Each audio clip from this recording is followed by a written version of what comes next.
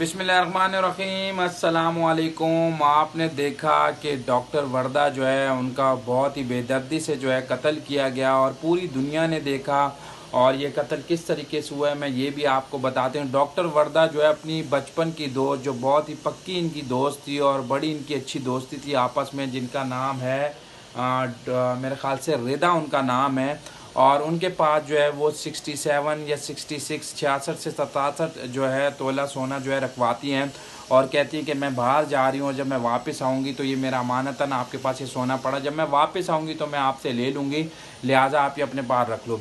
तो वो सारा सोना और मेरे ख्याल से कोई 1.5-2 करोड़ रुपए के चेक भी होते हैं वो भी रखवा देती है और वो बाहर चली जाती हैं। डॉक्टर वर्दा जब छुट्टियां गुजार के वापस आती हैं और वो अपनी दोस्त रिदा से कहती हैं कि मुझे अपना सोना और जो मैंने आपको चेक वगैरह दिए थे वो मुझे आप दे दें।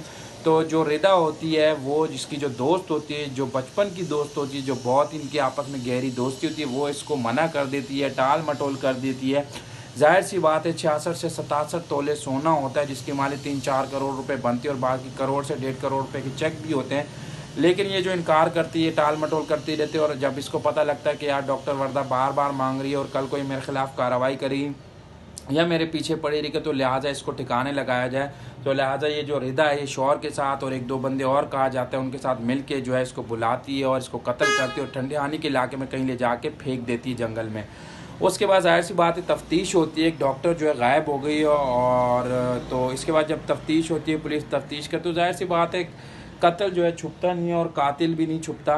तो लिहाजा पुलिस जो है पीछा करती है। उसके बाद पता लगता है कि इन्होंने सोने के चक्कर में जो डॉक्टर वर्दा ने इनके बारे रखवाया था, जो भरोसा किया था, जो इनकी दोस्त थी, इनके बारे रखवाया था और उन्होंने नहीं दिया, तो लिहाजा इस चक्कर में इन्होंने जो है अपनी दोस्त वर्दा को, जो डॉक्टर थी, उसको कत्ल कर दिया और ठंडियानी के इलाके में फेंक दिया।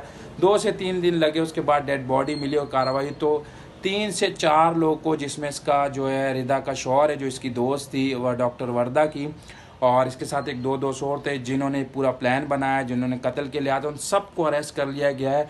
और डॉक्टर वर्दा कहा जाता है बहुत ही ज़बरदस्त किस्म की जो है डॉक्टर थी और पूरे जो है एबटाबाद में कहा जाता है जो छुट्टी का ऐलान भी किया गया अगले दिन। तो अब जो है कातिल जो है अरेस्ट हो चुके हैं। लेकिन इस पूरी कहानी से ये जो कुछ हुआ, इससे आपको क्या सबक मिलता है? इससे ये सबक मिलता है कि अब आप किसी पे ट्रस्ट नहीं कर सकते। आपके चाहे बचपन का दोस्त हो, चाहे बचपन की दोस्त हो, चाहे आप उसके साथ पले बड़े हों, चाहे आपने उसके साथ ज़िंदगी गुजारी हो, देखा जाए तो दोनों की उम्रों में 35-40 या 30 साल का है, 30 साल के हैं ये।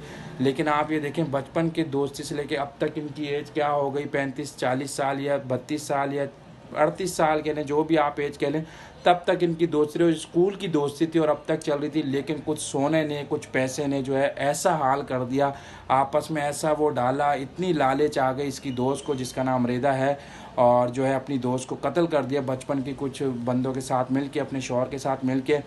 वो जो है दुनिया से चली गई, उसका इन्होंने मर्डर कर दिया और ये जो है जेल चले गए और सोना वहीं का वहीं रह गया, पैसे वहीं के वहीं रह गए। तो अब तो है ये अरेस्ट हो चुकी हैं और वही दुनिया से जा चुके हैं। अल्लाह पाक डॉक्टर वर्दा की जो है मग़फ़िरत फरमाए।